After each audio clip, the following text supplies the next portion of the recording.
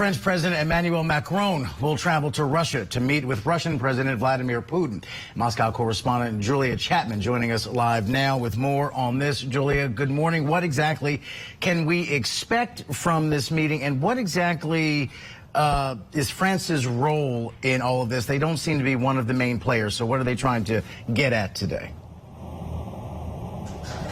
The Kremlin says that this is an important meeting, but that no breakthroughs can be expected.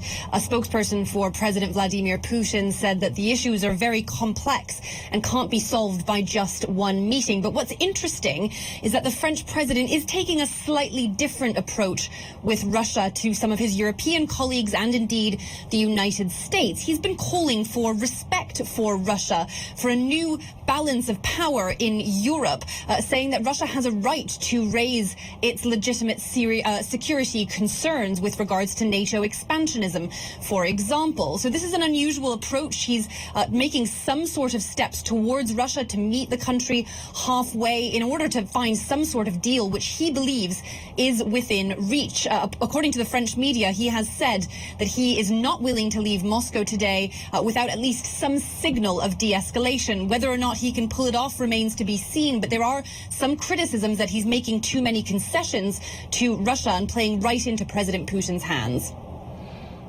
And with that in mind, are we getting any clearer sense beyond just pure speculation about if there's going to be invasion? Certainly all signs point toward that's where this is headed, how quickly that may come. Russia continues to insist that it has no such intention to invade Ukraine. But of course, we know there is a significant buildup of Russian troops, not only on the Ukrainian border, but also on the Russian side of the Ukrainian border, but also on the Belarusian side, because Russian troops are carrying out military exercises with their Belarusian counterparts. That's, of course, north of Ukraine, which means that there could be an invasion from any angle. And of course, Belarus is relatively close to the capital, Kiev, so that is certainly worrying some experts. But Russia says that these are just military drills. They were planned for many months now, and they are simply preparing for any possible provocation. But of course, many do not trust Moscow at its word, and certainly the efforts to de-escalate the situation are still ongoing. And people are fearing the worst case scenario here and the number of casualties that may come from this if we do indeed have a full-scale invasion. One more question here. On Friday, of course, Putin traveled to China to meet with the president there. So how will their meeting influence those talks with Macron?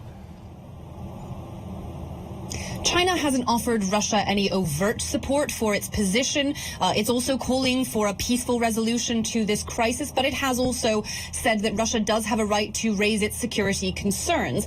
But what Russia is probably getting out of China more than anything is some sort of an economic fallback. When Russia is met with sanctions, it turns to China. That was certainly the case in 2014 when Russia annexed Crimea and was met with widespread sanctions from Western nations. Since that happened, although China doesn't recognize the annexation of Crimea, trade between Russia and China has grown enormously, and certainly Russia will be looking to China as a backup for any kind of trade it might lose with the West.